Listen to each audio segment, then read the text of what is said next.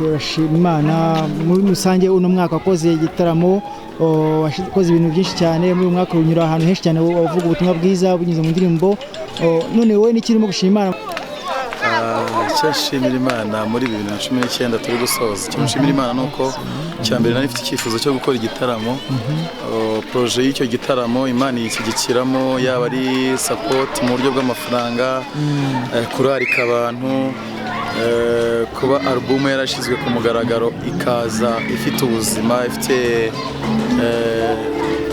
ihishemo imbaraga z'Imana ku buryo umvishe iyo album abasha gusubizwamo imbaraga ikintu ushimira Imana cyane no kuba indinze nkaba ngiye gusoza uyu mwaka amahoro.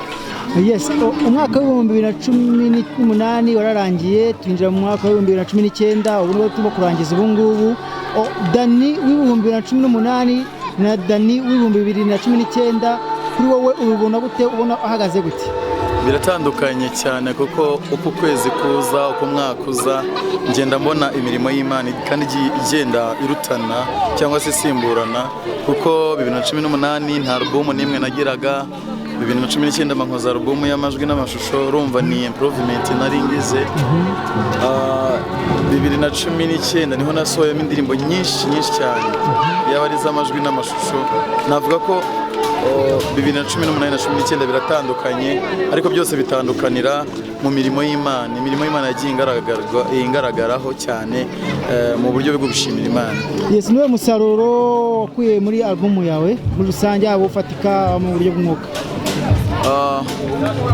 Mu bifatika ntabwo mu bifatika by'amafaranga kubera ko album yanjye ya mbere yari n'igitaramo ntari nishyuje ku buryo wenda navuga ngo hari amafaranga nabonyemo nta mafaranga navuga ngo nabonyemo kubera ko igikorwa cyari ubuntu gusa numvaga ari igitambo cy'ishimwe nshaka gutamba kugira ngo Imana ibone ishimwe mfite ariko nanamurikiye album kugira ngo na wa muntu wumva Dani wenda ari mu ntara bimworohere kuza bitamugoye mu buryo bw'ubushobozi.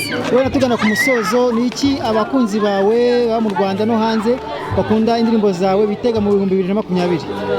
2020 hari ibintu byinshi birimo bitandukanye ariko ibyinshi ni surprise zimwe nange zizaba surprise kuri ngiye kubera ko hari ibintu ngeraho nkabimenya kuko mbigezemo ku buryo none hasi wambaza ngo 2020 nzafite ihe ndirimbo 2020 nzafite indirimbo nyinshi amajwi n'amashusho ariko ni indirimbo navuga yuko none ntamenye ariko hari indirimbo igiye gusohoka mu minsi mike cyane yitwa Marira y'ibyishimo amashusho yayo yararangiye navuga ko bimeze neza.